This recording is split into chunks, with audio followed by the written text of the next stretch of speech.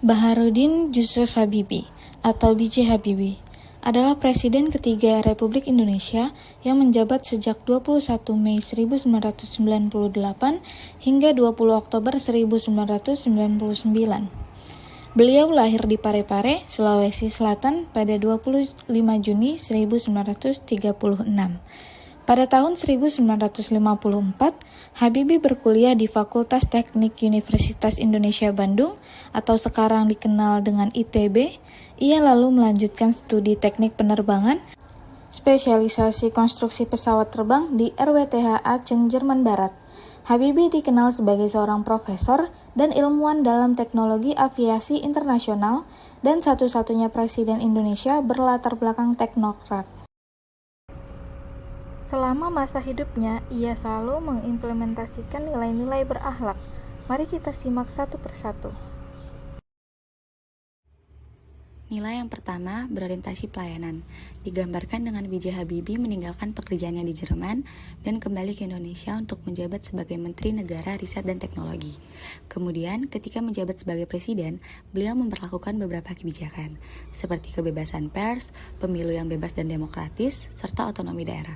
B.J. Habibie juga mendirikan Habibie Center, yaitu suatu yayasan yang berupaya untuk memajukan modernisasi dan demokratisasi di Indonesia. Yang kedua, nilai akuntabel.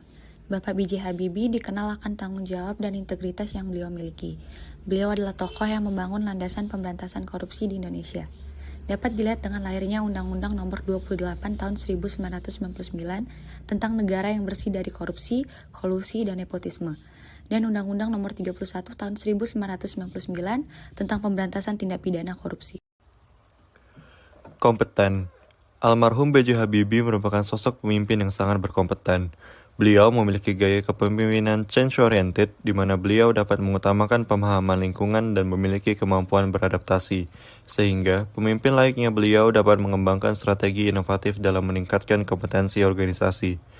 Beliau juga dikenal sebagai Bapak Teknologi Indonesia karena determinasi dan gagasannya dalam membangun SDM dan iptek yang berkualitas. Tentunya, sifat dari almarhum B.J. Habibie sangat mencerminkan core value ASN, yaitu kompeten. Nilai selanjutnya adalah harmonis. Di masa kepemimpinan beliau, almarhum B.J. Habibie pernah menerbitkan sejumlah aturan yang menghapus diskriminasi terhadap masyarakat minoritas di Indonesia.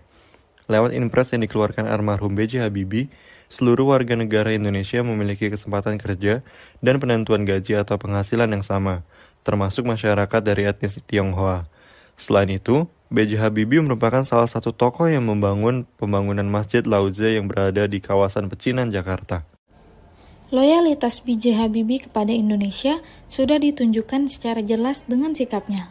Karena prestasinya, beliau pernah ditawarkan untuk menjadi warga negara kehormatan Jerman pada saat berkuliah di Jerman.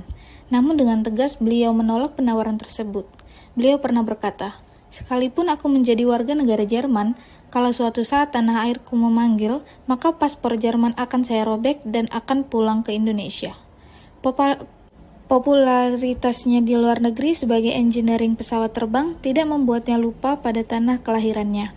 Beliau memutuskan untuk pulang ke Indonesia dan mengabdi sebagai insinyur teknologi hingga ia diangkat menjadi Presiden ketiga Republik Indonesia. Baling-baling yang dirancang dan diproduksi PT Regio Aviasi Industri. Perusahaan yang didirikannya bersama putra sulungnya Ilham Akbar Habibie. Pesawat R-80 merupakan penerus pesawat N-250.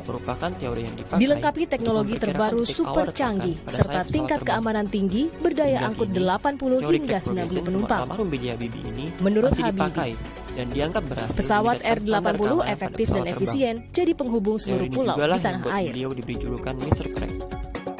Saya buat propeller. Selain teori crack progression, salah satu hasil rancangan almarhum B.J. Habibie adalah pesawat CN-235.